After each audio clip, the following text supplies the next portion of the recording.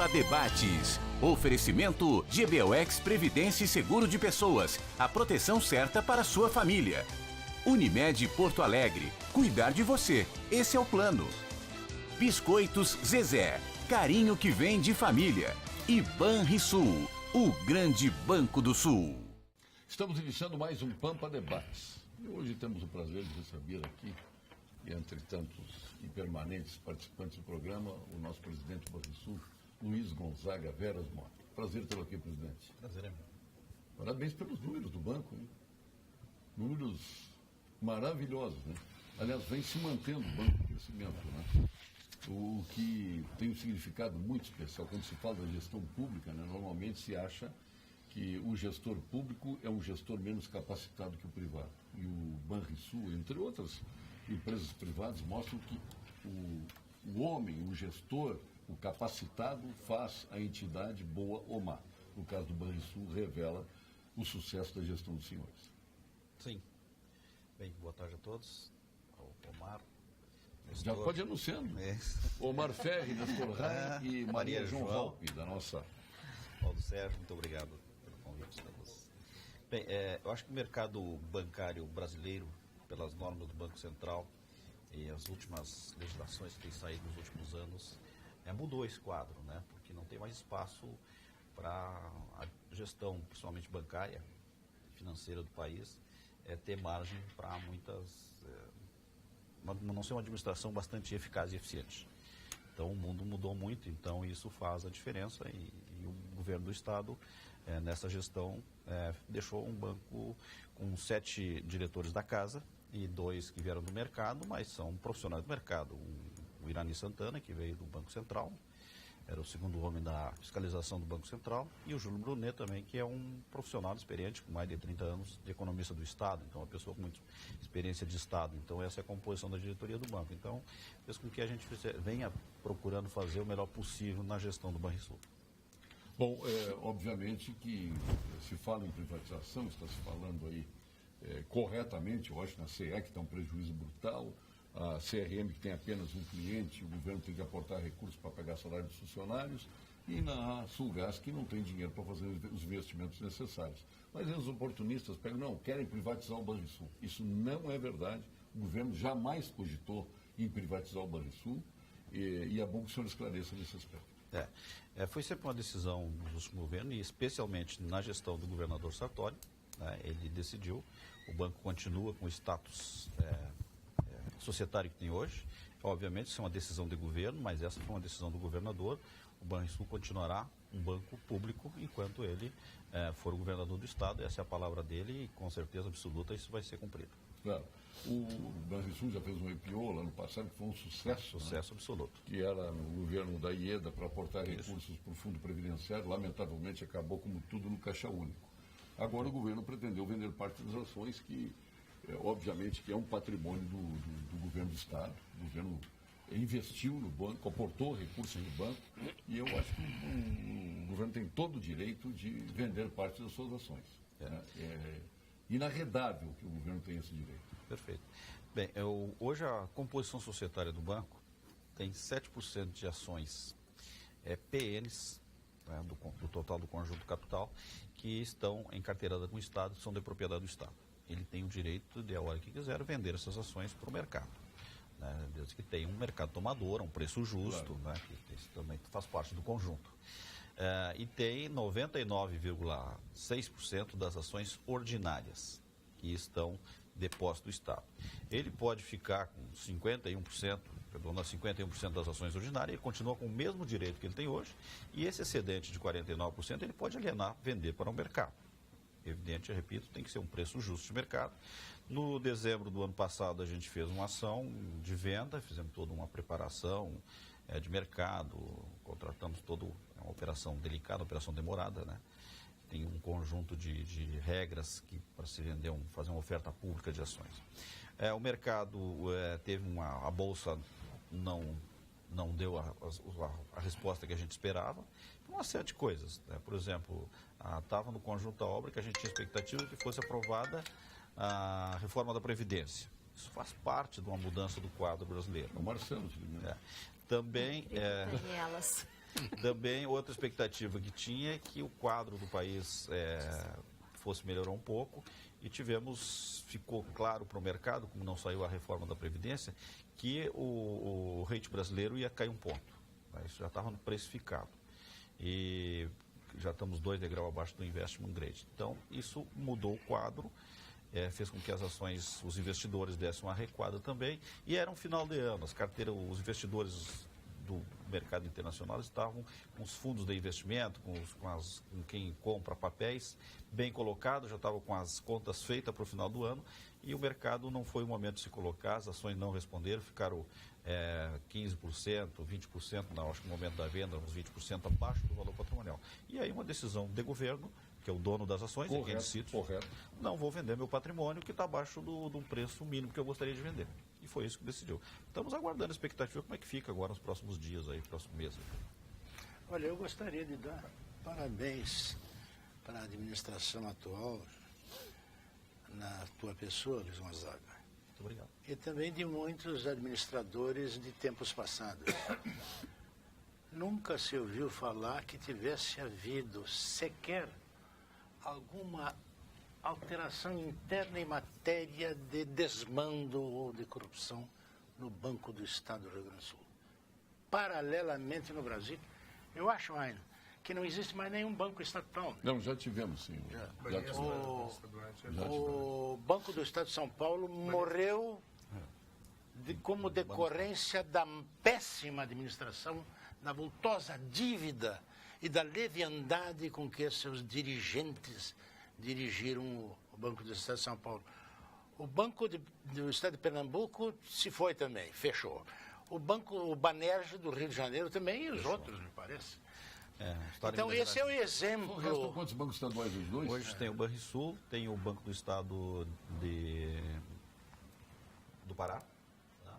Tem o Banco do Sergipe, tem o Banco do Espírito Santo. 4 bancos? E tem o Banco de Brasília, tem o BRB Brasília. Tem 5, então. Mas são bancos pequenos, comparados com o Banco do Rio Grande. Nós, em termos de banco no Brasil, hoje existe uma concentração bancária muito grande. Nós temos hoje cerca de, em alguns itens, temos um pouquinho mais de 2% no mercado, outros menos de 2%, uma média próxima a 2%. Mesmo assim, nós somos o 6º banco brasileiro em quantidade de agência e captação. Estamos na outra linha, somos o 7º. É um sucesso do banco.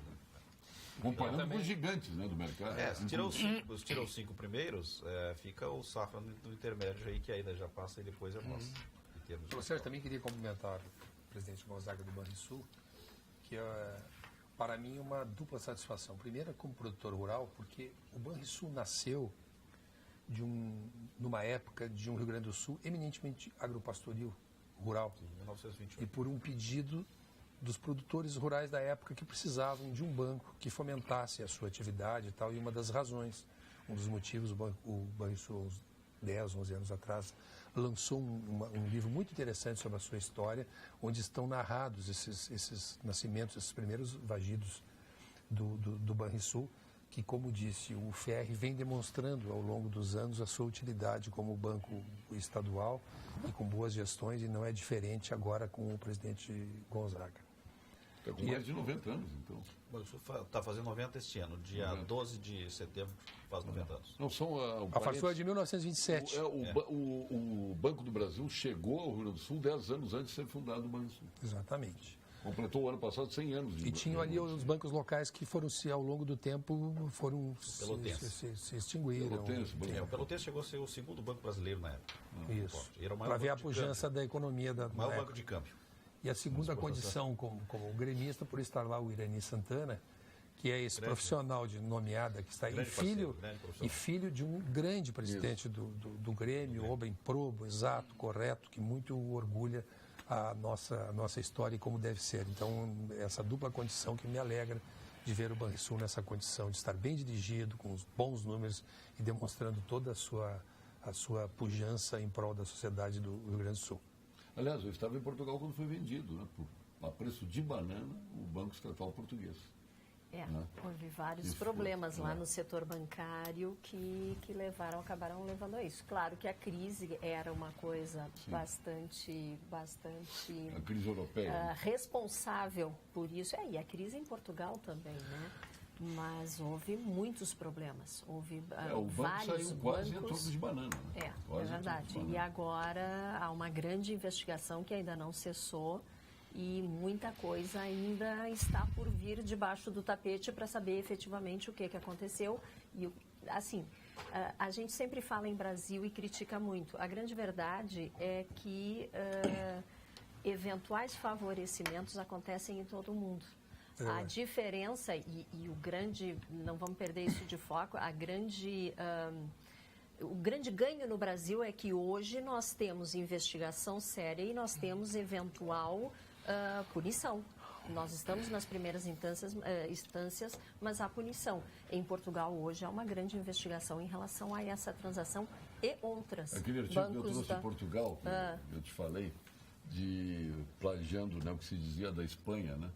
No Brasil, nem bons ventos, nem bons casamentos. Mas em Portugal é da Espanha, não é do Brasil. O artigo era de um português. Começava disso. E falava que hoje aquilo que se definia em relação à Espanha, hoje se define em relação ao Brasil. Do Brasil, nem bons ventos, nem bons casamentos. E pegar uma carona, né? A reação do povo frente às tropelias que são cometidas é que marcam a história das nações. Um povo que não se conforma, um povo que reage quando é vilipendiado nos seus direitos, marca a diferença entre as nações. Né?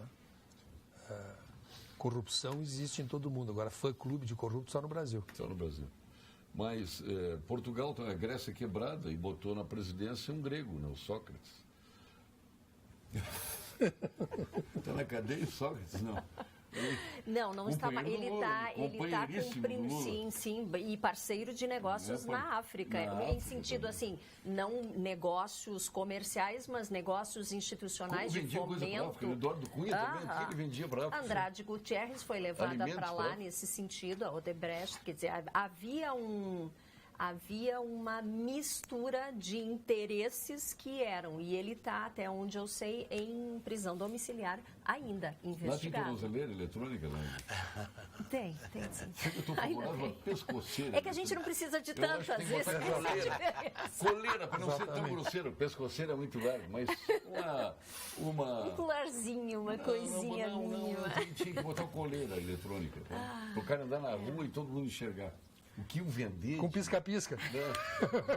Mas o que o vender... Como é que chama aquela blusa que dobra aqui em cima? Como é? Gola rolê? Gola rolê. O que o vender de rolê aqui no Brasil é uma coisa fantástica. Aliás, né, Paulo Sérgio, nessa esteira está se desenvolvendo agora um espetáculo deplorável numa Assembleia Legislativa marcada em sua história pela presença de grandes homens públicos. A Assembleia Legislativa do Rio Grande do Sul tem uma história belíssima. Também, recentemente, editou perfis parlamentares de tantos homens de nomeada que passaram pela Assembleia. E hoje a Assembleia nos brinda com o espetáculo que é a negação da política, porque nós teremos, talvez, se amanhã tudo confirmar o que está acontecendo hoje, pela primeira vez uma convocação extraordinária não conseguirá abordar os pontos necessários e para os quais ela foi convocada. Seria absolutamente normal... Jogando contra a sociedade. Seria normal que a Assembleia, por exemplo, vencesse a ideia de que não deve, por exemplo, aderir ao Sistema Nacional de coisa. Então, seria uma coisa muito ruim não aderir, porque vai negar ao Estado uma possibilidade de normalização. Agora, não, ela não quer sequer apreciar a matéria, apostando numa situação caótica para vencer as eleições, do quanto pior, melhor. Esquecendo que vai ter um legado, porque essa situação está se agravando. Se ela não for no momento atacada, a tendência, o presidente do banco que está aqui pode me ajudar, a tendência é que essa sangria fique cada vez maior. Então, estão imaginando apanhar os despojos onde não vai haver sequer os despojos dessa guerra. Então, é lamentável o papel que alguns estão, enfim, cumprindo nesta convocação extraordinária da Assembleia Legislativa do Estado do Rio Grande do Sul, repetindo algo no Brasil que é já um mantra, não é? Em redes sociais, em tudo, é cada um encastelado na sua posição, ninguém quer ouvir o outro, a gente já está preparado para simplesmente reacionário, para simplesmente reagir. Toma então, atitude sem o mínimo conhecimento.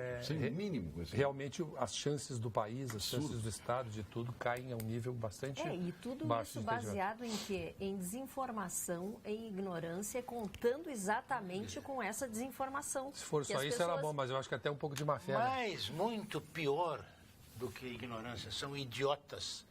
Porque se o objetivo deles é desmantelar a estrutura política que tenta salvar esse Estado, se eles desmantelam e ganham uma eleição, vão administrar com que dinheiro? Vão passar 4 anos dizendo que a culpa é da outra a idiotice desses caras está aí. E o mal que eles estão fazendo para o Estado, para o povo do Rio Grande do Sul, no momento que gente decente, correta, cheia de ideal, quer soerguer economicamente o Estado, quer fazer com que ele não seja um escravo das finanças, ou do orçamento, ou do governo federal. Não é assim, nós não somos hoje dependentes completos. E fazem o que querem com o Rio Grande do Sul. Cortaram aqueles benefícios do Estado por causa da Lei Candirda para beneficiar a exportação e vem massacrando o Estado de tudo quanto é maneira. Então esses caras são idiotas. Não há outro termo para dizer idiotas, mal intencionados, incompetentes, né? São a vergonha. É a escória política social do Rio Grande do Sul. Bom, e o pior é o seguinte, a Assembleia aprovou um plebiscito para a venda de estatais. E sempre usaram a proteção ao Banrisul, né? Quer dizer, que se cria uma lei supostamente para não deixar o Banrisul ser privatizado. O que não deixa o Banrisul ser privatizado não é essa gente. O que não deixa é competência de quem gere o Banrisul. E o que faz com que outros organismos, outras estatais sejam privatizadas é a incompetência ou a falta de recursos para o investimento. É por isso que isso acontece, e não é por A, B ou C. Aí aprova o plebiscito. No momento de aprovado o plebiscito, não precisa pedir autorização para plebiscito. Faz o plebiscito, pronto. Sim, não. é evidente. Aí não tem que pedir autorização para a Assembleia para fazer. Sim, para perguntar se está na Constituição Constitucional. Eles aprovam o plebiscito. Não, mas é isso. Portugal, e depois quando os portugueses dizem da gente... Depois a piada quando os portugueses... Os portugueses, eu chego em Portugal e digo em Lisboa, lá no meu estado, lá no sul do Brasil, é o seguinte, consulta-se se o constitucional é constitucional. Mas é isso que esses idiotas estão fazendo.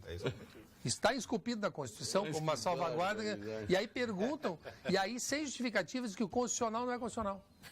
Que barbaridade. Não tem cabimento. IPTU Viamão 2018 até 31 de janeiro.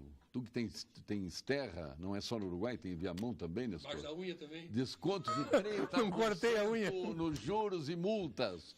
Prefeitura de Viamão, juntos somos mais. Deixa eu repetir aqui, senão o Nestor atrapalha. Atenção, moradores de Viamão. Atenção, proprietários de terra em Viamão. IPTU Viamão 2018, desconto até 31 de janeiro de 30% nos juros e nas multas. Prefeitura de Viamão, juntos somos mais. Uma consulta, eu poderia me mudar para Viamão, receber o desconto da minha terra, voltar para o lugar delas depois? Arrumaria essa possibilidade? A Unimed Porto Alegre tem vantagens para a sua equipe viver o verão com mais saúde. Contrate agora um plano de saúde e ganhe carência zero para consultas e exames simples. E 10% de desconto, 10% de desconto nos 6 primeiros meses. Ligue o 0800 510 4646 ou acesse Unimed Porto Alegre, unimedpoa.com.br e aproveite a promoção até 31 de março de 18. Unimed Porto Alegre, cuidar de você, este é o nosso plano. Nestor Raim, centroavante do Grêmio, eu quero saber, Nestor, não foge dessa. Não, espero que não venha, né? Por quê? Porque o Grêmio ganhou seus 4 últimos títulos sem centroavante. Pô, tu está com essa tese? Mas é verdade. Não é centroavante? Tu podes combater? Não. Não? Não é justificativa. É um atacante e não foi bem. É um centroavante. É um atacante. Não foi bem. É um centroavante. Agora nós ganhamos com o Filipão, o Brasileirão, com o Paulo Nunes e Zé Alcino. Depois ganhamos uma Copa do Brasil com o Marcelinho Paraíba. Depois ganhamos outro com Pedro Rocha e Everton. E ganhamos essa com os gols mais fantásticos do Luan, que são atacantes flutuantes. Também, né? Não, mas o Jardel já é o aipim que tu gosta, já. E aí já é o jeito, o aipim. O André Catimba não era aipim, era flexível. E não sou só eu que gosto. Portugal gosta muito do Jardel. Sim. E muito mais da carne. Mas eu queria voltar a um assunto que tem alguma relevância, que é o seguinte. Dizem que opinião e traseiro todo mundo tem uma ou um, né? Mas tu não pode brigar com os fatos. Os fatos não são uma opinião, são os fatos. Então eu tenho ouvido, e sou advogado e o Ferri aqui me acompanha, as maiores barbaridades sobre o julgamento de Porto Alegre. Eu vi aquela senhora que está envolvida em questões penais da maior relevância, a presidente do PT, falar sobre o cartel dos juízes para votar contra o Lula. O cartel dos juízes. Veja só, um julgamento em colegiado, tem um quartel querendo pegar o Lula. Ele procura se harmonizar. Nós, os 5, julgamos, nós nos reunimos antes do julgamento, trocamos ideia. O que é que tu achas, Paulo Sérgio? Estou votando. Eu disse assim, olha, eu vou divergir, porque eu tenho uma posição histórica de uma exigência maior em determinado ponto que está em análise sobre esse processo. Mas se nós nos consertamos a favor de uma tese, isso é ótimo para a justiça, porque evita o que acontece muito no Supremo Tribunal Federal, que é aquela brilhatura de erudição, que é um negócio contraproducente. E de erudição ou de... Tá, mas vamos pelo menos, é o Supremo. Tá longe, nós vamos chegar isso daqui depois, tá bom. Tem juiz lá que fez 2 concursos e não passou. Então é absolutamente normal, o Ferri sabe disso, advoga há muito tempo, que haja esse diálogo antes dos julgamentos. Aí isso vem sendo repetindo a exaustão, a história do quartel. Não é assim que funciona um colegiado. Um colegiado funciona na busca da harmonia das posições. Os desembargadores, ministros, desembargadores federais, estaduais, eles se reúnem e conversam sobre os processos, trocam ideia. Às vezes chegam a uma concertação, às vezes não chegam. Aí está sendo repetido esse mantra. Aí é o seguinte, aí vem o filho de um sujeito por quem eu tenho uma estima e uma preferência literária muito forte, que é o Érico Veríssimo. Eu sou um fã incondicional do Érico Veríssimo, tanto dos romances dele, como da história de vida dele. Que ele falar mal do Luiz Fernando Veríssimo, eu vou me retirar no agora. Solo de clarineta, enfim, pôde expor a humanidade dele, a posição política dele, que era uma posição até de esquerda à época. Mas o Luiz Fernando Veríssimo, e eu peço isso aos meus filhos, um deles está me assistindo, que quando eu ficar gaga, que eles me contenham. Para que quando eu fale sobre alguma coisa, eu tenha uma informação mínima sobre as coisas e que eu não negue os fatos. Quando eu começar a fazer isso, eu peço aos meus filhos, me retirem de cena para mim ter uma despedida digna. Que não é o caso do Luiz Fernando Veríssimo. Não, aí na plenitude da solicitude. Aí ele escreve o seguinte, olha só, o debate acabou sendo a palavra e o grito. A palavra cheia de si dos juízes contra o grito do protesto das ruas. Milhares andando e gritando em favor de Lula não tiveram a loquacidade dos juízes nas suas cadeiras macias. Não sei como costuma ser a liturgia em casos como o do julgamento dia 24. Bom, mas se não sabe, não fala. Mas imagino que os advogados de defesa participem das sessões para argumentar em favor de seus clientes. Argumentar é tentar convencer a esperar uma resposta. Quer dizer, ele queria um bate-boca. A cada argumento dos embargadores, o advogado disse, não, o senhor está errado, cala a boca, não é assim. Não, o ritual do julgamento é exposição, as sustentações orais, e é para todos, as sustentações orais, depois os juízes passam ao voto. E podem ser interrompidos pelos advogados quando questões de fato chamam a atenção do juiz, o julgador está relatando um fato que não confere com a realidade que está nos autos, que é diferente. Diz, olha, excelência, questão de fato, se pede a palavra. Nestor, não foi o caso, porque foram tão precisos. Tu és advogado, Nestor. Não, só queria fazer uma colocação, colocação. Sou engenheiro desempregado. Mas se alguns dos juízes que já tinham o voto pronto entendessem que o advogado pudesse ter uma razão, poderia mudar o voto. Poderia pedir vistas ao processo. Perfeitamente. Correto. Poderia ou não poderia? Mas eu quero dizer o seguinte, então, sabe qual é a esperança? Que os votos vão prontos, é óbvio. Os juízes não vão tomam contato com o processo na hora. Eles ficam com o voto pronto. Sabe qual é a esperança do Nestor, quando bate lá, vai com a pastinha dele lá no tribunal? É que numa sustentação oral seja capaz de estar lá o Omar Ferri julgando e dizer, opa, eu ouvi a sustentação, vou pedir vistas do processo. Sob esse ângulo, eu não tinha examinado a questão. Retira o processo de pauta, reexamina. Se for o caso e tiver razão o advogado, ele volta atrás.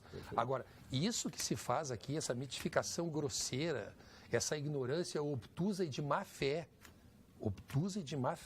que faz o seu Luiz Fernando, é um negócio nojento, um negócio que choca, porque a gente pode ter visões divergentes. Eu respeito muito, tem muitos amigos do Paulo Sérgio, sabe? Eu convivo bem com as pessoas que estão à esquerda, cada um com o seu pensamento. Imagina se nós agora, nessa idade, vamos querer convencer nossos amigos que eles deveriam ter a posição A, a posição política B.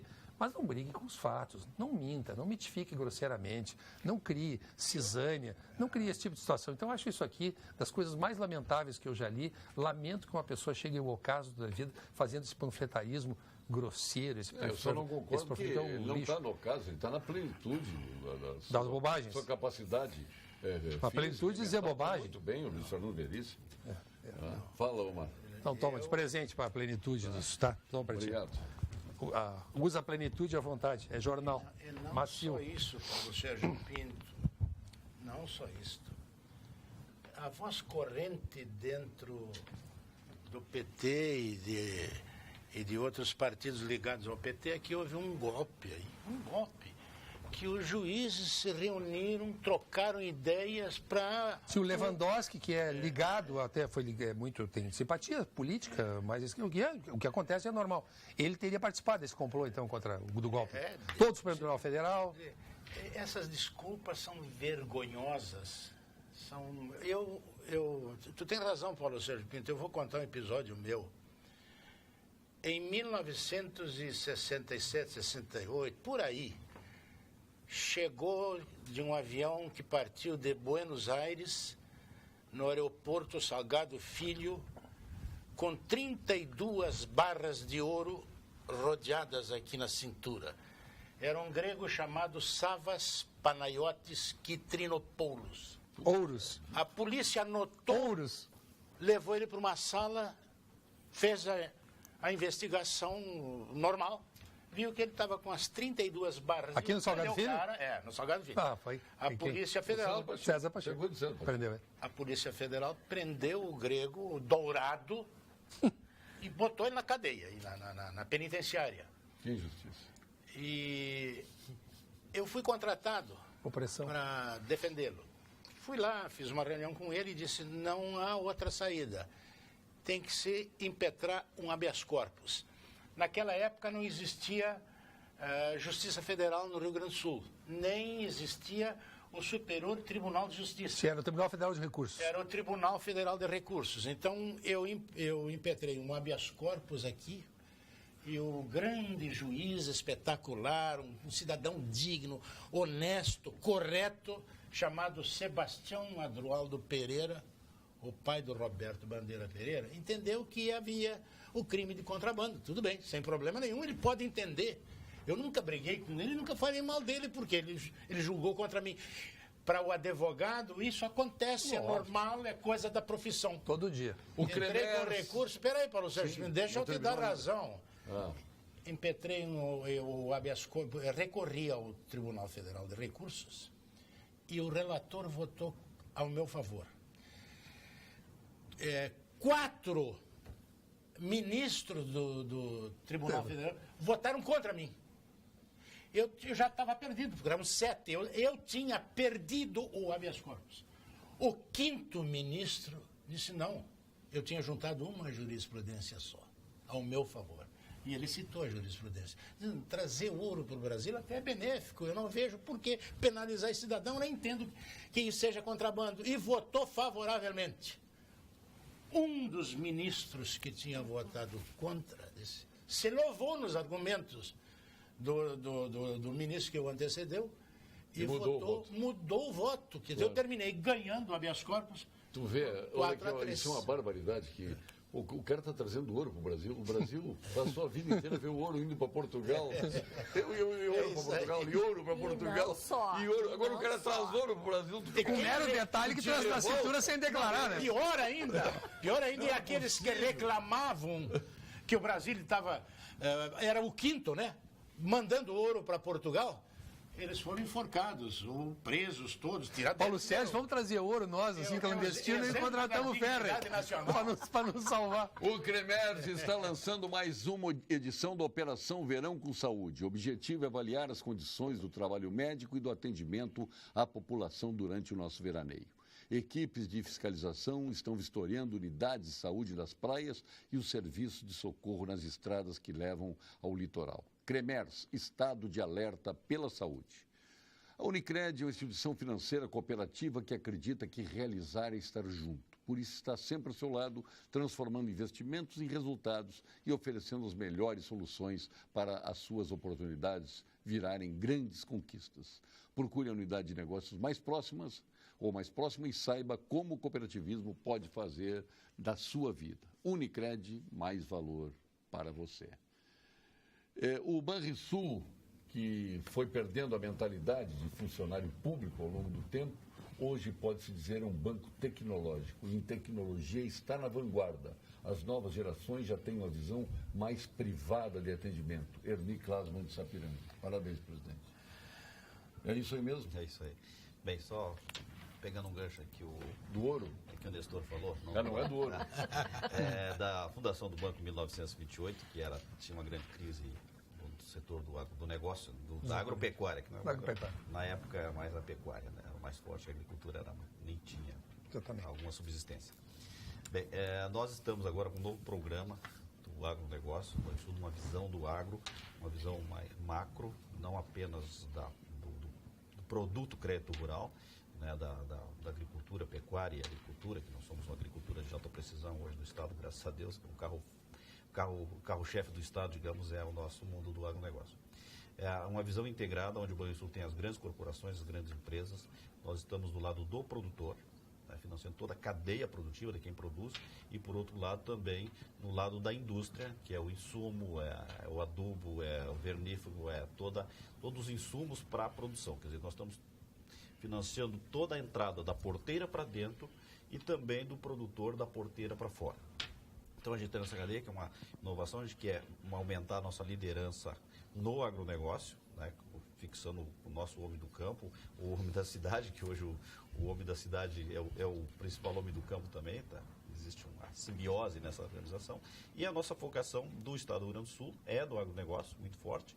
Vai desde da produção da indústria metalmecânica, que é a produção de máquinas agrícolas, alta precisão, né, até a produção de grãos, e também na indústria de grão, na indústria de frangos, né, produtor de suínos também, frangos, suínos e os bovinos, toda essa cadeia produtiva, o banco está presente para fazer, digamos, o link dessa simbiose entre a indústria que fornece, tanto fazer implementos agrícolas quanto insumos, mas a grande empresa que é a produtora, então a gente está nos dois lados e com a empresa também, para fazer uma cadeia produtiva no estado do Rio Grande do Sul, para realmente auxiliar e ser parceiro, né, desse mercado que a gente está junto desde que nós nascemos. Então nós estamos cada vez mais ficando a nossa bandeira desse negócio. O banco está com crédito para micro e pequenas empresas. Sim. É 1,5 bilhão, né? Isso. O valor. Esse crédito está sendo procurado? Muito. Uma taxa de juros atraente, inclusive, prazos compatíveis. Nós temos um braço de negócio, que é a nossa rede de adquirência Vero, tá? Que é colocar o POS lá no restaurante, no supermercado, na padaria, né, que passa o cartão do Banricompras e passa o cartão Visa, Master, tudo. Então, isso é o mercado de rede de adquirência. O banco que não tem esse link está com mais dificuldade no Brasil. A gente vê o próprio Citi, que está com dificuldade saindo do mercado, ele acaba saindo para uma venda para o Itaú. O próprio HSBC acabou vendendo sua parte de negócios de varejo para o Bradesco, né? E nós temos a Rede Vero. Nós somos a maior empresa concorrendo com a Cielo, com a Rede, que é a TINET, esses players que estão no mercado, estou falando o nome dos principais players que tem, e nós somos aqui, temos 35% de participação nesse mercado no Rio Grande do Sul. Bem, o que existe nesse mercado hoje no Rio Grande do Sul? Cerca de mais de 300 mil micro e pequenas empresas. São 270 mil só no Simples Gaúcho. Tá? E é um mercado que sofreu muito com a queda da recessão econômica, final de 14, 15, 16, foi um arraso, prejudicou muito esses pequenos empreendedores e microempresas e pequenas empresas do Rio Grande do Sul. Agora, com a saída da crise, está se acomodando esse mercado, nós entramos com uma linha de crédito de até 20% do faturamento, as empresas faturam até 100 mil. A taxa começa em 0,75% ao mês, que tem um rate do cliente lá, coisa de banco, mas tem um rate do risco do cliente. Vai até 2,85%, mas a grande massa fica com a taxa entre 0,75% até 1,5%. Um capital de giro, por exemplo, uma empresa que tirou 10 mil, ela vai pagar R$ 75 durante 12 meses e no final, condições, ela pode renovar esse crédito ou pagar esse crédito. Está vendo, Omar? Não tira, olha, veja bem, isso para as empresas que têm a máquina são linkadas na rede Vero, ou um POS, ou um mobile bank, que tem um mobile que tem no próprio celular, ou um PDV, não interessa o canal de captura. Né? É um dinheiro que vem para, juntamente com outras linhas de crédito, colaborar com essas empresas. Quer dizer, o cara, se ele comprou do fornecedor, ele pode pagar com esse dinheiro, ou vender à vista, comprar, adiantar os recebíveis na venda do cartãozinho dele lá, com os consumidores. Colocamos para esse mercado 1,5 bilhão de crédito. São mais de 300 mil empresas. Só para você ter uma ideia, no ano final, a estatística não saiu ainda de 2017, mas no final de dezembro de 2016, existia no Rio Grande do Sul 1.277.815 pessoas com carteira formalmente assinada. Fora que a gente sabe que pode ter alguma carteira que não está assinada no meio do caminho aí. Tá? Então, é mais ou menos, no mínimo, 1.300.000 pessoas empregadas nesse mercado. Então, a gente vem ser parceiro desse cliente, que só no banco nós abrimos crédito automático, pré-aprovado para esse público. Nós temos 150 público mil. Enorme. Abrimos 500 milhões de cada de pré-aprovado. Então, está tendo uma demanda muito grande. Tá? E a gente é parceiro do Rio Grande do Sul. Então, nós estamos no agronegócio, estamos na micro, pequena empresa, para tentar dar um impulso na economia e, lógico, com crédito com garantia dos recebíveis da Vero. O crédito é bom, basta até que a nossa inadimplência, o nosso número de inadimplências, diante do quadro da economia, dentro do quadro do mercado, não dá para se queixar. Qual é o percentual de inadimplência hoje? Nós fechamos com 3,90 e 3,90 no mês de novembro, que não foi dado divulgado, nem poderia comentar esse número aqui. Tá? Mas é um número diante dos outros bancos, Bradesco, Itaú, porque o número o certo é os trimestres, né? Junho, setembro e agora dezembro, que nós vamos divulgar o balanço no mês de fevereiro. Estamos bem na inadimplência em relação ao mercado como um todo. O banco que está ponteando a menor inadimplência é o Itaú, e o Banrisul está um pouquinho melhor que o Bradesco, estão a nível do Banco do Brasil também, que está lá. Eu sou testemunha dessa parceria. O Banrisul, por exemplo, a exposição de esteio, que é a nossa maior vitrine da agropecuária gaúcha. O Banrisul está lá conosco, nós temos prêmios em conjunto, estamos lá no dia a dia. Nós temos nossas exposições feira no interior. O Banrisul está lá sempre representando, disponibilizando para o produtor o acesso. E dar uma boa notícia, hoje o presidente da Farsul, que substitui o presidente Esperotto, o Gideon Pereira, foi a Brasília e conseguiu destravar os leilões de arroz, mais de 100 milhões de reais serão aplicados em leilões para destravar o preço do arroz, que hoje está muito abaixo do seu custo de produção. E do valor mínimo, né? Do valor mínimo. Então, isso é uma boa notícia, porque isso acaba gerando um efeito virtuoso, porque o próprio produtor se capitaliza, ele vai ao Banrisul, ele é um sujeito que tem condições de tomar o crédito, porque ele tem preço no seu produto. Então, hoje vamos ter festa no Senadinho. Acho que, é claro, acho que isso é uma coisa, um aspecto positivo nesse momento tão difícil para o setor olisícola do Rio Grande do Sul, que estará reunido amanhã em Restinga Seca, porque o arroz tem esse problema presente que está sendo suavizado, mas tem um passado aí de endividamento bastante alto e um futuro a ser discutido.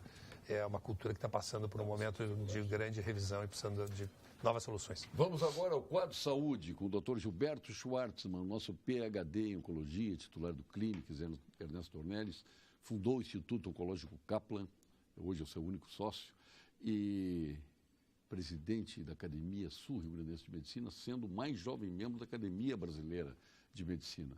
E acertadamente escolheram o Gilberto Schwartzmann para presidente da Bienal do Mercosul. Pois é ele que fala agora, o Dr. Gilberto Schwartzmann. Boa noite, eu sou o professor Gilberto Schwartzmann, sou oncologista. Os pacientes com câncer não devem perder a esperança na ciência. Há avanços impressionantes e novos tratamentos imunológicos revolucionários. Eu vou dar um exemplo aos senhores. Por décadas, se sonha com formas de utilizar o sistema imunológico no combate ao câncer. Isso faz sentido, pois se o nosso sistema de defesa foi feito para nos defender de agressões, por que não utilizá-lo contra o câncer? Um estudo recente, incluindo mais de 900 pacientes, e que foi apresentado no Congresso Europeu de Oncologia, revelou que pacientes com melanoma maligno de alto risco, que é um câncer de pele, ou seja, tumores com alta chance de que a doença possa voltar após a cirurgia, tiveram uma redução impressionante no risco de falha com o uso de imunoterapia. Vale a pena você discutir esse assunto com o seu médico.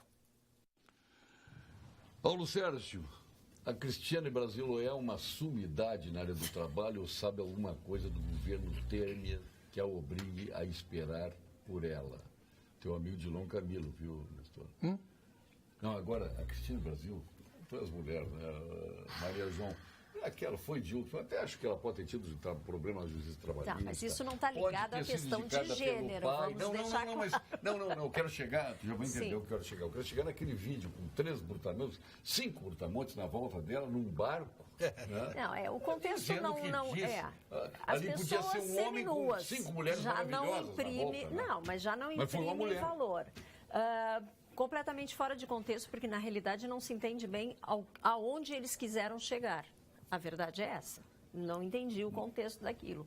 Mas alguém com a exposição que ela tem há quase um mês tinha que se preservar de uma forma um pouco mais institucional, porque na realidade o que dá a parecer é que realmente eles têm alguma coisa na manga contra o governo, porque é uma exposição absolutamente desnecessária na visão de quem olha de fora. É uma guerra que está se travando do que vocês falavam anteriormente, que é uma desfaçatez, uma falta de bom senso e de senso comum do bem a todos, que não tem cabimento.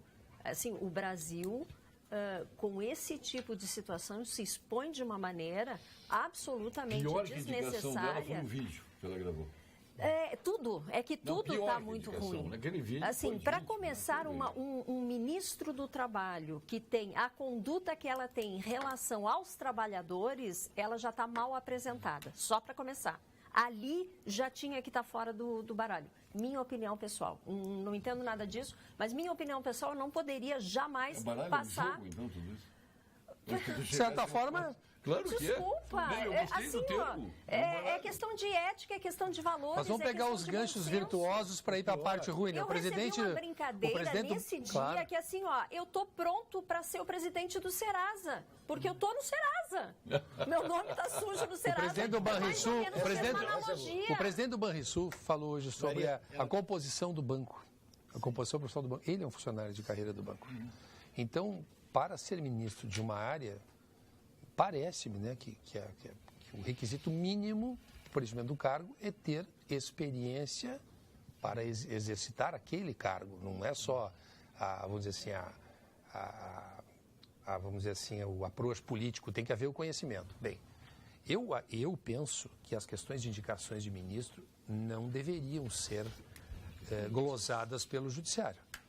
Eu acho que não é esse o papel do judiciário. O executivo tem o direito de fazer grandes bobagens. E depois vai ser julgado pelo povo que ele é eleito para isso. E os juízes não são eleitos. Então, eu acho que isso deve acontecer até como uma... Então, acho, em primeiro lugar, que o judiciário se meteu em algo que não deveria ter se metido.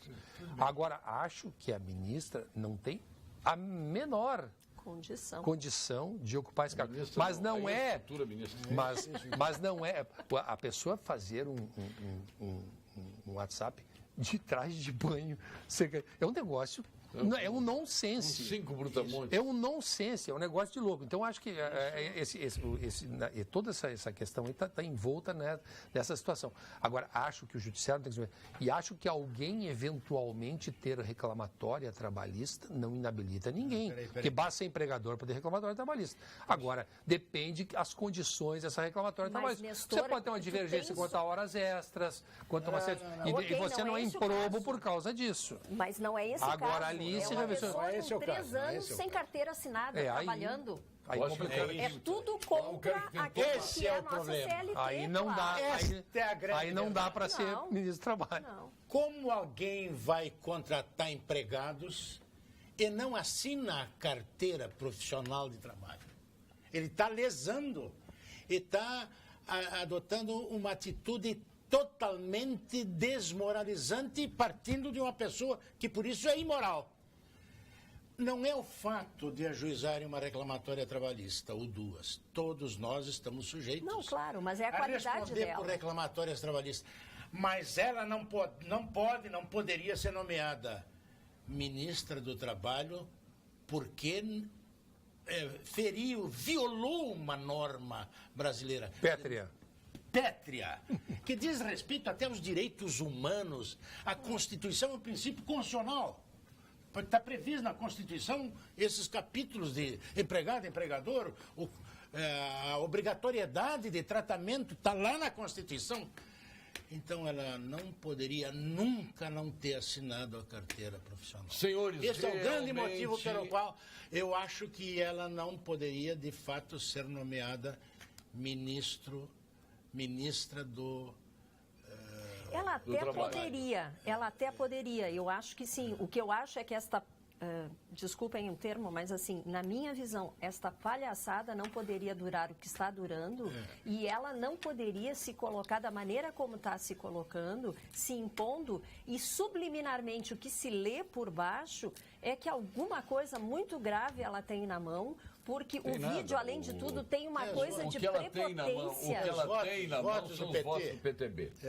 Exatamente. Senhores, concordo com o Nestor, realmente não dá para aceitar uma manifestação desse quilate do senhor Luiz Fernando Veríssimo. Poderia se dizer que isto aí, vindo da senhora Gleisi Hoffmann, dava para aceitar. Dele, não. Alguém de sua posição é de ter maior compromisso. Indesculpável e lastimável, Carlos Chagas. Aí é a questão das liberdades, né? Ele tem direito a pensar de uma forma... Mas ele matou a velhinha de Taubaté? Porque quando havia um governo que não era o dele no país, ele denunciava as atrocidades brasileiras através do Taubaté. Quando entrou o governo com o qual ele se identifica fervorosamente, como está nesse artigo que o Paulo Sérgio vai emoldurar na casa dele e colocar na sala, né? Aí a Avenida Taubaté, para as atrocidades relativas ao governo dele, a Avenida Taubaté não denuncia mais nada. A Avenida Taubaté deu um tiro na cabeça. Quer dizer, então é muito farisaísmo, né? É complicado. O Iberê aqui, Costa, já passei por ele, já leu o teu... Iberê? O Iberê é ali, eu passei pelo Iberê. Vamos passar pelo Iberê agora. É o Camargo. Iberê Camargo, já passei por ele, João, viu, Iberê? Vai ver as viúvas do LFV aí. Mande um oi para mim, assisto o programa todos os dias, sou de Taquari. Oi. Oi. Mas não dá um nome. Grande amigo. Vamos lá. Oi, gente, querem vender tudo para enfiar nos bolsos desses que estão aí, porque querem privatizar. Vão buscar o dinheiro no tumeleiro. Lúcia Campos. Está de gozação, Lúcia. Que teve tumeleiro? Campo Novo. Não, aquilo que querem piso. Ah, sim. Piso bom, vão no tumeleiro do Sartori. Está de gozação. O governador está com toda a razão nessa. E, na minha opinião, né, as pessoas têm direito a sua. Divergir. Não, divergir sim. A senhora que mandou aqui também tem direito de divergir. 2 programas me prende na frente da TV. Pampa Debates e Atualidades Pampa. Baixei um aplicativo do Sul que me dava acesso à TV pelo celular. E hoje não dá mais. Incompetência minha, mudou alguma coisa. Zé Costa, não mudou nada. Continua tudo igual. Tenta que tu vai conseguir. Não mudou nada, José Costa. Paulo Sérgio, parabéns pelo programa. Como é bom ver o colega Gonzaga, hoje presidente do Banco dos Gaúchos, dar uma aula sobre banco. O Banrisul somente é público pela capacidade da administração da diretoria e da equipe de trabalho. Grande abraço ao presidente. Paulo Inácio Kern, de Capão da Canoa. Lembra do Kern? Sim, obrigado. Viu? Pô, maravilha, estamos assistindo lá. E a realidade é essa, realmente. Hoje se falou tanto em administração profissional, todos os profissionais, com exceção do Irani, que vem do Banco Central, que também é um profissional de banco, né? Ou seja, está ambientado, né? Mais do que ambientado. Mais que ambientado, né? E conhece o Banrisul também por fora, né? Assim é importante se dizer, porque é do Banco Central. Paulo Sérgio, um grande abraço ao renomado advogado Nestor Rain. Sou fã dele. Laura Piazza. Eu agradeço a Laura e agradeço também, durante todos esses dias transitando no foro, transitando pela rua, caminho bastante. As pessoas têm procurado e dado um grande retorno do programa, nos apreciam, olham, e é muito bom e compensador ver que as pessoas nos estimam, porque, de certa forma, um fluido bom que vem para todos nós que participamos do programa e que manda um abraço a todos aqui que participam aqui com esta ou aquela opinião. Esse aqui eu não vou ler, mas o Marcelo vai ficar bravo comigo lá. Não, isso aí eu não tô fora disso aí. Não. Mortes não, pelo amor de Deus. Esse, Não, né? deixa assim. Não queremos crimes passionais. Vai descida, mas não. Elogios, mas eu vou ouvir o Marcelo. Não queremos crimes passionais aqui, pelo amor de Deus. Elogios rasgados aqui, Marcelo. Muito bom. Mas eu estou de olho aqui, eu não vou ler. Não vai repassar. Esse não. Nestor, tu achas que a Assembleia vai aprovar as propostas do governo? Especialmente a mais necessária de todas, que o governo possa conduzir com as medidas necessárias para articular com o governo federal uma renegociação da sua dívida? Sim, reprisando esse assunto, né, eu penso que pelas amostras que tivemos ontem e que tínhamos até o momento do começo desse programa, acho que o governo não vai conseguir passar, nada vai ser julgado, vai ser um tumulto até amanhã. O presidente da Assembleia é o deputado Preto, não é? Que deve estar também se regozijando com isso, que é a posição política dele, não é? Então eu não acredito que o governo faça passar e nós deveremos viver esses estertores até dezembro, quando então a oposição pensa lançar-se aí ao governo nas eleições próximas, aí de outubro, e aí vai pegar os despojos da dispensa arrombada, não é? Aí depois vão eles apresentar soluções, mas a Maria João já capturou bem. Aí vão dizer assim, não, isso é herança maldita que nós pegamos, também não vão pagar o funcionalismo. GIMO e FCDL, vamos ao ponto final. Ponto final. Oferecimento Produtos Gimo. Qualidade comprovada. FCDL apresenta Que Comércio, o maior e mais completo programa de qualificação e gestão de empresas. Hoje ninguém te atacou, nem eu, Morfé. Tá tranquilo aí, né? Não, teu ponto final. Olha, Nestor, eu, como brasileiro, estou muito preocupado com a situação atual do Brasil. E como gaúcho, eu estou mais preocupado ainda com o que pode vir a acontecer com o Rio Grande do Sul, caso essas medidas que beneficiam o Estado, principalmente no que diz respeito às finanças estaduais, caso essas medidas não invocadas pelo governo do Estado não sejam aprovadas pela Assembleia Legislativa.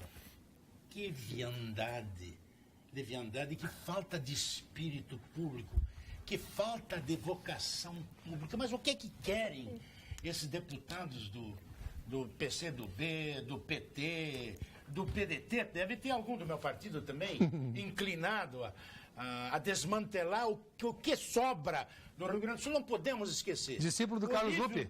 Olívio Dutra pegou a Caixa Única. Limpou a Caixa Única. O Tarso Genro pegou os depósitos judiciais, limpou os depósitos judiciais. Teve algum que não limpou? Todos limparam. Mas eles reduziram a zero. Eu posso falar. Eles reduziram a zero. Eu fui vereador, eu posso falar porque eu fui vereador. E fui, nos 2 últimos anos, eu fui visceralmente contra o PT e contra a administração do PT. Mas nunca votei uma lei que atingisse, ou ferisse, ou violasse os direitos do Estado do Rio Grande do Sul. E todas as vezes que havia algum problema de interpretação, eu me reunia com um dos maiores vereadores de todas as épocas, chamado João Dib. E nós trocávamos ideias. Sim, e quando era o caso de votar com o Olívio Dutra... Tu sempre teve a subordinação à Arena, esse pessoal da Arena. Nós votávamos.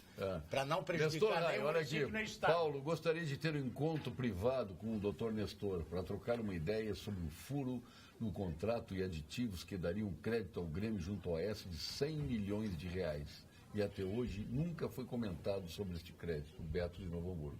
Então, o Grêmio, eu tenho... Ele pode te ligar? As segundas-feiras à tarde, depois das 16 horas, estou sempre na arena do Grêmio. Então, se ele se dirigir, vou recebê-lo como recebo todos os gremistas que têm o direito. Mas eu desconheço que essa assertiva tenha realmente fluxo, mas estou à disposição. Acho que é obrigação de quem está prestando serviço Quando ao é que tu Grêmio. tá lá, livre? Segunda-feira, das 16 até as 19 horas, 20 horas, eu estou lá no Grêmio. Ele pode se dirigir, Tá aí, Beto. que eu receberei. Procura o homem Eu queria lá. só falar sobre os depósitos judiciais. Os depósitos judiciais, para ser bem didático, seria o seguinte. 3 parentes nossos, tios nossos, disseram, eu vou viajar, vou te deixar aqui 100 mil reais, que é para pagar uma conta da prestação de uma casa que eu comprei. Outro deixa 50 mil para pagar a prestação de um automóvel e outro deixa... Aí, os meus tios viajam, descem esse dinheiro sobre mim, que não é meu, e eu pego esse dinheiro que não é meu, que é de terceiros, e utilizo para o meu cotidiano, para o meu dia a dia da minha casa. É isso que aconteceu nos depósitos judiciais. Isso é das coisas mais espantosas, mais, assim, vamos dizer assim, desatinadas que já aconteceram na história do Rio Grande do Sul. Foi a sambarcar valores de depósitos judiciais, seja quem for, seja de esquerda, de direita, de centro, do lado, do epicentro, não interessa. Um absurdo isso que aconteceu. E dizer que as coisas começam a caminhar de mal a pior, porque nesse episódio do presidente Lula, quando eu ouvi os discursos de um senador como Lindbergh Faria dizer que prega desobediência civil, bom, ele tinha que ser caçado como senador. Não que eu tenha essa sanha punitiva contra ninguém. Mas quando tu assume um cargo público, tu jura defender a Constituição do teu país. E tu podes mudá-la pelas vias das emendas. Quando ele fez isso, num país decente, ele perderia o mandato dele, estaria cassado. E o que a gente notou naquelas afirmativas de vários políticos sobre as questões ligadas ao julgamento e o que eles querem fazer, significa o seguinte, se eles chegassem ao poder, o Brasil seria uma Venezuela. E esse clima está se reproduzindo aqui no Rio Grande do Sul, nesse momento no parlamento. Ou seja, aposta-se no caos para depois vender soluções totalidades. É sempre um prazer assistir vocês, pessoas inteligentes e bem informadas. Isabel. Maria João Raul, seu ponto final. Pois me preocupa muito essa questão de como a gente está exacerbando as posições, como a gente subverte a coisas que se dizem. Eu ouvi, por acaso, essa manifestação do Lindbergh. Além de tudo, a gente subverte história, a gente coloca como fatos coisas inverídicas e, enfim, não é nem uma questão política minha. Eu acho que, assim, verdade é fato. E fato é verdade. A gente tem que se ater àquilo, eu concordo, não concordo, mas a gente não subverte isso. O que eu peço às pessoas cada vez mais, e assim, ao público em geral que a gente ouve, porque eu acho que essa coisa da rua, as pessoas se sentem representadas. Mas eu acho que está na hora e a grande sacada deste novo ano, que é um ano importante para nós em termos políticos, é assim, tomem para si a representação, pensem bem o que vão fazer, estudem, se informem, leiam, procurem diversos veículos, inclusive de informação, porque a gente está subvertendo, a gente está exposto à falta de verdade. Luiz Isso é muito Gonzaga grave. Veros Mota, seu ponto final. Bem, só para concluir que nós estávamos falando do Programa Especial de Crédito para Micro e Pequenas Empresas, que é um programa que vem dar um aporte de capital para o pequeno investidor, para o empreendedor, que um dia vai ser grande. Né? Tantos pequenos que já são os megas hoje do país, que já foram pequenos. Estamos colocando 1,5 bilhão de recursos, porque esse número tem uma lógica. São mais de 300 mil empresas, 300 mil. Cada uma levar 5 mil em média, dá 1,5 bilhão de reais. Bem, gostaria de registrar que nós viemos trabalhando muito pelo banco. Tá? Nós fizemos toda uma remodelagem de concessão de crédito no banco, tanto na pessoa jurídica quanto na pessoa física, mitigando os riscos de crédito do banco, tanto para as volatilidades dos ciclos econômicos. Às vezes a economia está bem, tudo bem, mas quando a economia não está bem, tem que estar preparado para isso também. Estamos fazendo uma nova inserção do banco no atendimento e uma remodelagem de todas as nossas agências. Construímos algumas agências, já que se entrar, vão ver a grande diferença que faz a nova modelagem de agência e, principalmente, além do atendimento, uma inclusão forte, que a gente confunde muito o digital numa jornada fim a fim, um digital que a gente olha no telefone, mas nós estamos reconstruindo o banco numa nova visão digital, que isso faz muita diferença em produtividade, qualidade, e também trabalhando fortemente com a conscientização dos funcionários que nós, se queremos ser um banco público, nós temos que prestar, além de prestar um bom atendimento à sociedade. Essa é a grande diferença, porque uma empresa como o Banrisul, ela tem 2 eixos, digamos, do lado, se vai comprar um computador, a gente tem que fazer uma licitação. Tá? aí é público desse lado. Né? Vai gastar um centavo, ele é público. Muito bem, isso é ótimo, é bom. Tá? Tem que ser assim mesmo as coisas. Mas do lado de competição com o mercado privado, nós temos que ter competido a resultado igual ao privado.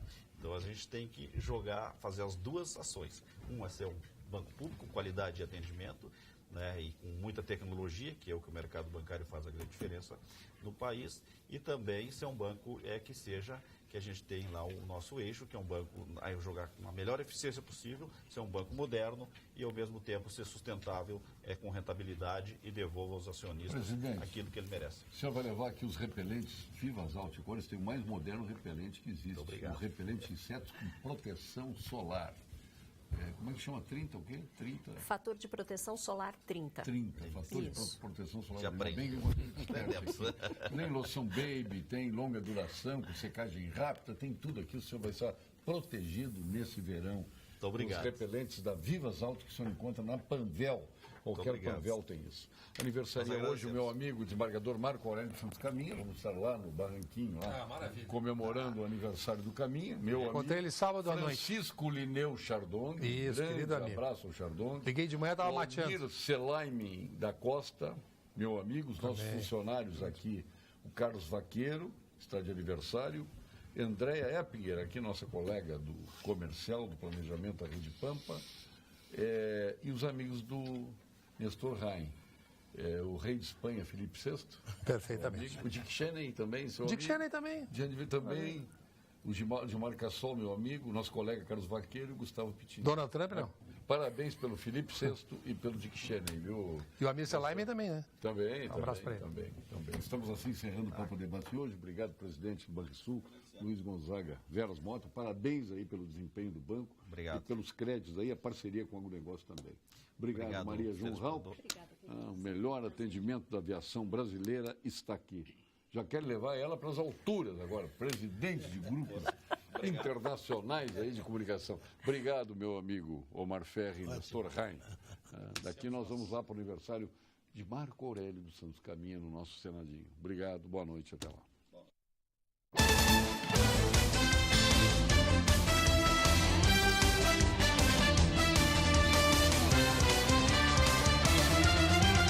Pampa Debates. Oferecimento GBOX Previdência e Seguro de Pessoas. A proteção certa para a sua família. Unimed Porto Alegre. Cuidar de você. Esse é o plano. Biscoitos Zezé. Carinho que vem de família. E Banrisul. O grande banco do Sul.